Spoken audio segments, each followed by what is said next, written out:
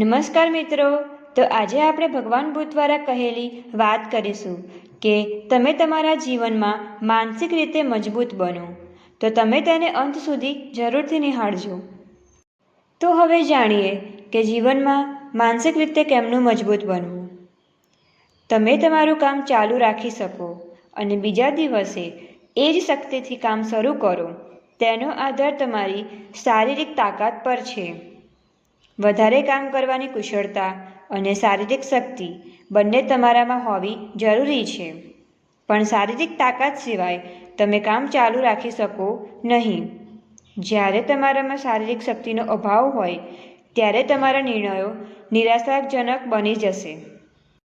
બીજાઓની સાથેના સંબંધોમાં પણ તમારામાં નિરાશા દેખાશે અને વધારે ને વધારે નકારાત્મક વિચારો તમને તમારા ભવિષ્યના કામમાં પણ અંધારા તરફ દોરી જશે. જો તમે શરીરથી સ્વસ્થ હશો તો તમારા ભવિષ્યની દ્રષ્ટિ પણ ઉજ્જવળ હશે. તમને વિચાર આવશે કે સંબંધોને બાંધવાનું શક્ય છે અને સારી વસ્તુઓ કામના સ્થળે અને જીવનમાં પણ બનશે. કામના સ્થળે જે મુશ્કેલીઓનો સામનો કરવો પડે છે તેનું મુખ્ય કારણ શારીરિક પણ હોઈ શકે, અને જો આ સત્ય હોય તો એના નિરાકરણ માટે સૌથી પહેલાં તમારી શારીરિક ક્ષમતાને સુધારવી જોઈએ અને ફરી માનસિક શક્તિ પર ધ્યાન આપવું જોઈએ.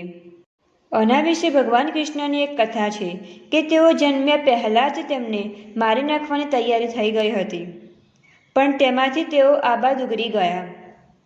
આગળ તેમના જીવનમાં ઘણા સંકટો આવ્યા, પણ તેઓ લડતા રહ્યા, કોઈને કોઈ યુક્તિ કરીને હંમેશા બચતા રહ્યા.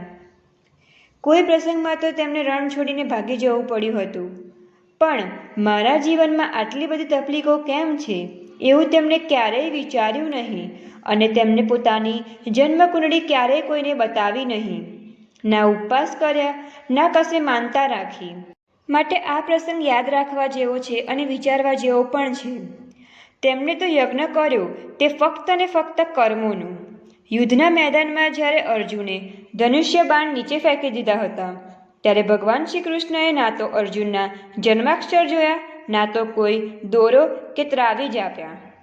આ તારું યુદ્ધ છે અને તારે જ કરવાનું છે એમ અર્જુનને સ્પષ્ટ કહી દીધું. અર્જુને જ્યારે ધનુષ્ય નાખી દીધું ત્યારે તે ધનુષ ઉપાડી ભગવાને અર્જુન વતી લડાઈ નથી કરી.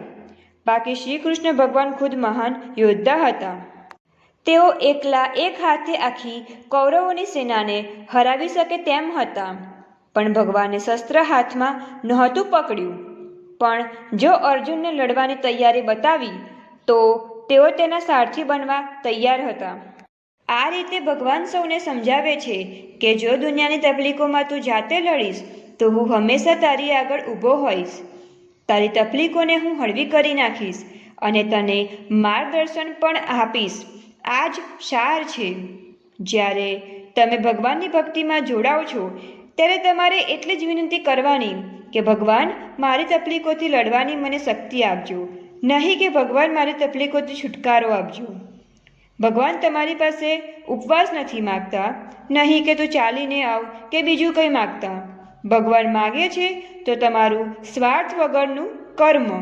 માટે તમારે આવી રીતે કર્મ કરતા રહેવું જોઈએ અને તમારી માનસિક શક્તિને મજબૂત બનાવવી જોઈએ અને શારીરિક શક્તિને પણ. અને આ બંને શક્તિથી તમે તમારું કામ સારી રીતે કરી શકશો. અને આવી જ વિડીયો જોવા માટે અમારી ચેનલને લાઈક, શેર એન્ડ સબસ્ક્રાઈબ જરૂરથી કરો.